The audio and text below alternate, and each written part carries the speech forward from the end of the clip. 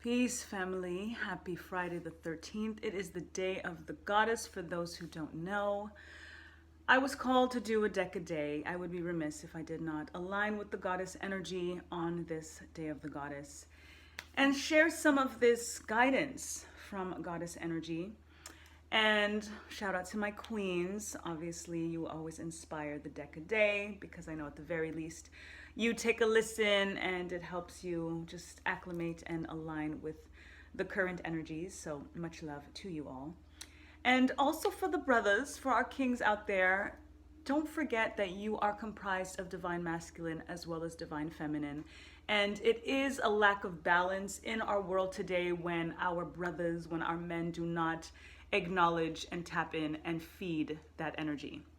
So if any of the brothers are watching, take the messages as well, heed the messages as well, and align with goddess energy so that you can be nice and balanced and we can all continue to build this new earth that we know we see and want for ourselves and for future generations. So I'm going to be working with African Goddess Rising, Abiola Abrams deck here.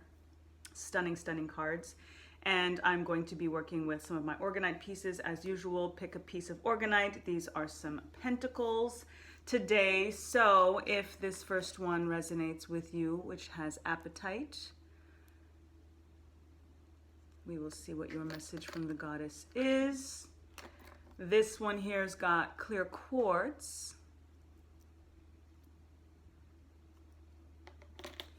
And this one is with Moss Agate. All right. If you chose this first one here with Apatite, your message from the goddess, sorry for that noise outside my door, is Mamiwata. Oh, awesome. Naked. Number 30 card. Mamiwata is our ultimate ancestral, angelic presence in regards to primordial waters, in regards to goddess energy, in regards to many African traditions.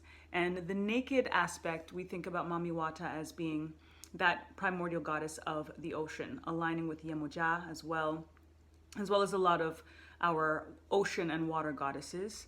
And again, because Mamiwata is in multiple African traditions, there is a very, very heavy presence in regards to the message that she sends us. And the message in regards to this naked energy is about being fully honest and open in regards to who you are and showing that to the world.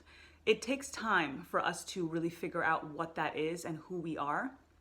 But once we do take that internal time, that reflective time, it's important for us to put that energy out there, especially if it's about our passions and our purpose.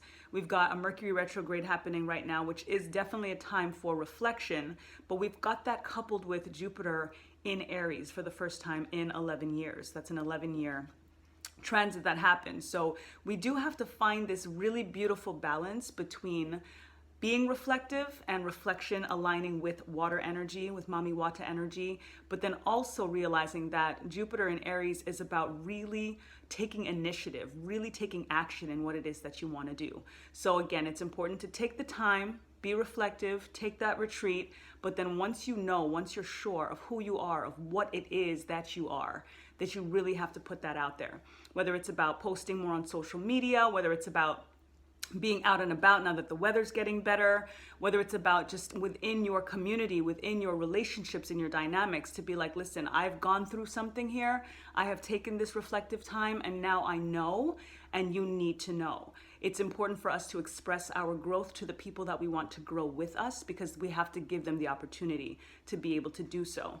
And if they're not able to, then that's where we need to realize it's time for us to move forward so that we can be true to ourselves and to this new metamorphosis, this new growth, that being naked, first and foremost to ourselves, and then allowing ourselves to be that to somebody else. It's about exposure, but having the presence of mind to know when and how you want to expose yourself.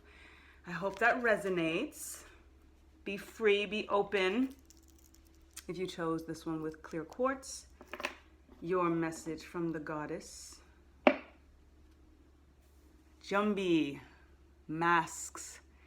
Now this is an interesting one because oftentimes when we think about masks, we think about hiding ourselves. The irony with this card coming through during a time of COVID where we're inundated with having to wear masks and where we're not able to see each other smile anymore. I realized that for me that was the hardest thing because I always smile at strangers on the street, and when I do it anyway because it's so natural and so innate, not only can they not see it, but I can't see theirs. There's no real connection anymore. So that was a really, really hard thing for me with the whole masking thing, you know, especially when we think about smiles being contagious and now we're not able to actually see each other smile because we're so much more concerned about this other contagious threat, this negative contagious threat, you know, and we can go in different concepts in regards to that, which we won't, but in regards to masks, think about how you are hiding from yourself, how you are hiding from other people, but on the flip side of that, realizing that there is a time and a place, and sometimes we do have to kind of mask what it is that we don't necessarily want to expose ourselves to. So in the irony, in the contrast of Mami Wata's naked, is again taking that time to be reflective, realizing who we are, what it is that we want to share, who it is that we want to expose ourselves to, and how we want to expose ourselves to somebody else. And then in this sense, in terms of knowing when to mask ourselves, knowing when to conceal, knowing when, and again, a time and a place. Some people can get the full naked, but sometimes we have to kind of curb that or protect ourselves, protect our energy. It's really a time as well to protect our energy. So it's again finding that fine line. So I love the fact that we're getting naked as well as getting masking, because everything right now is it's so important for us to understand the balance.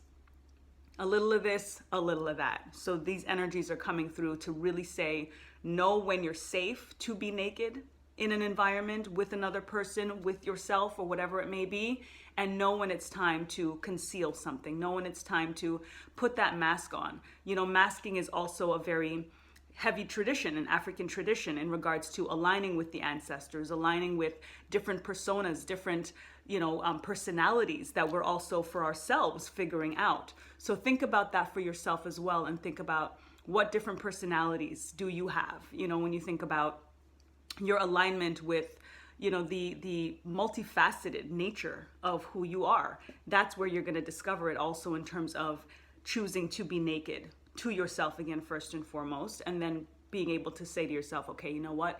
These are all the different facets of me. And as a result, in some ways, they are masks that I put on, again, time and a place, so that I know what is appropriate for that particular individual or that particular environment. So I hope that resonates.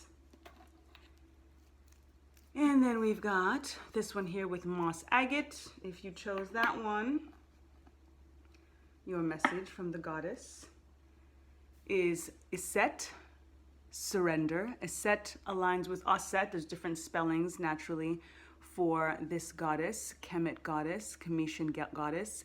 And this is the number 44 card. This is the last card in this deck. Surrendering.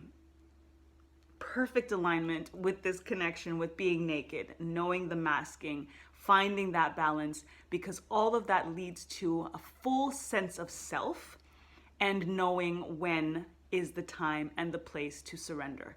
First and foremost, surrendering to yourself, to spirit, to source, to your soul, and then you figure out who is in alignment with that safety, because you will feel safe with yourself, with your soul, with source, with spirit. And then who aligns in that way, who is allowing you in some ways. And I say allowing because we have to choose to be safe, to give our surrender to someone else. And we get that, we receive that because of how someone shows up for us, because of how someone is consistent, how they're disciplined, how they present themselves to us, how they treat us, all of those things.